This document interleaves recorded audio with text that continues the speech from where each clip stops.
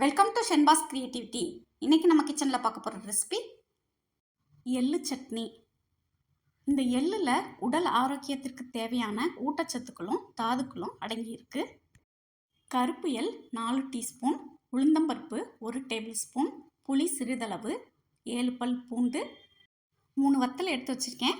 காரம் உங்களுக்கு அதிகமாக வேணும்னா 2 வத்தல் சேர்த்து எடுத்து வச்சுக்கோங்க. 10 சின்ன வெங்காயம் உரித்து எடுத்து வச்சுருக்கேன். தக்காளி 1 கட் பண்ணி எடுத்துருக்கேன். தேங்காய் பூ 4 டேபிள் ஸ்பூன் எடுத்து வச்சுருக்கேன். ஒரு பேனில் 2 டேபிள் ஸ்பூன் நல்லெண்ணெய் எடுத்துக்கோங்க.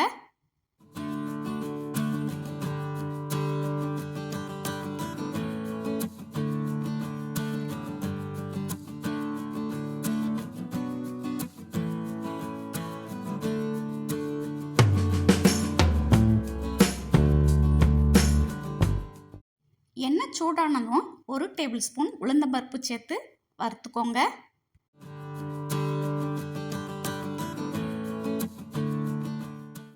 உளுந்தம்பருப்பு நல்லா செவந்ததும் 3 வத்தல் சேர்த்துக்கோங்க. புளி ஒரு சின்ன துண்டு சேர்த்துருக்கேன். 7 பல் பூண்டு சேர்த்துக்கோங்க. ஒரு கையளவு வெங்காயம், சின்ன வெங்காயம் உரித்து இதோட ஆட் பண்ணிக்கோங்க. பழுத்த நாட்டு தக்காளி 1 கட் பண்ணி இதோட சேர்த்துக்கோங்க. தேவையான அளவு உப்பு போட்டுக்கலாம். இப்போ இதை எல்லாத்தையும் நல்லா வதக்கிக்கோங்க.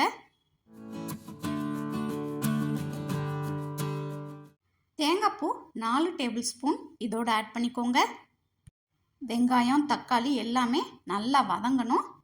நம்ம போட்டிருக்க தேங்காய் பூவும் நல்லா கலர் சேஞ்ச் ஆகிற வரைக்கும் வதக்கிக்கோங்க.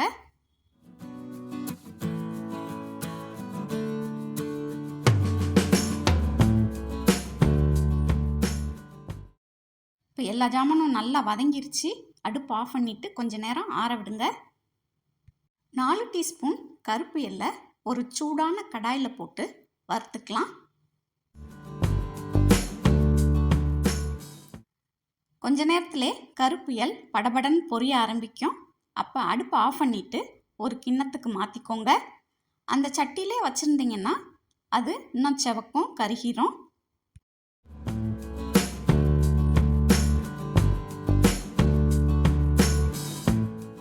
வதக்கின ஜாமானை மிக்ஸி ஜாரில் போட்டுக்கிங்க. வறுத்த எள்ளையும் இதோட ஆட் பண்ணிக்கோங்க. முதல்ல தண்ணி ஊற்றாமல் ஒரு சுற்றிக்கிங்க. லேசாக அரைச்சிட்டு 1 கப் அளவு தண்ணி ஊற்றி பேஸ்ட்டை அரைச்சி எடுத்துக்கோங்க.